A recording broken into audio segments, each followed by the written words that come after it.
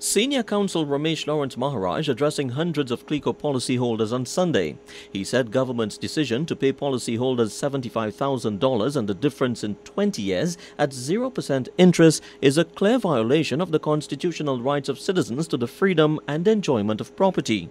He accused the government of taking a unilateral decision without consultation with policyholders, decisions which he insisted rests solely with the central bank. Mr. Maharaj read from a legal notice dated February 2009, which gave the central bank full and total control of Clico over the operations of the company. The Parliament met specially, I think in February 2009, sat in special session to pass the amendment to the law to give the central bank all powers over insurance companies, including Clico. The central bank exercised those powers. It took over Clico. It is managing the affairs of Clico under the Act. And therefore the central bank and the central bank alone has the power to determine what happens to the policyholders, its shares, and what payments they get. Mr. Maharaj said the agreement signed in January 2009 between the then government, the central bank and Clico officials must be honored by the current administration.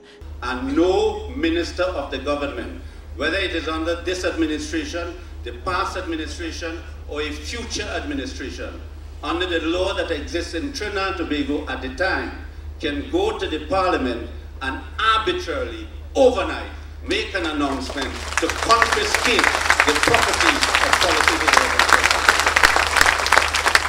That is illegal, null and void, and of no effect. The senior counsel also warned the policyholders against accepting the government's 20-year bond payment.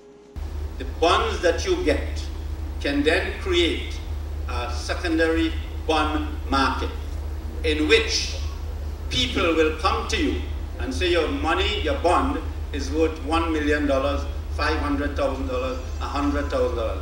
I'll give you $10,000, $20,000 for your bond.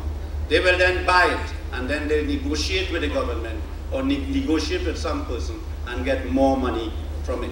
Mr. Maharaj has written to the central bank governor asking for within 7 days confirmation whether the central bank intends to abide by or implement the decision of government.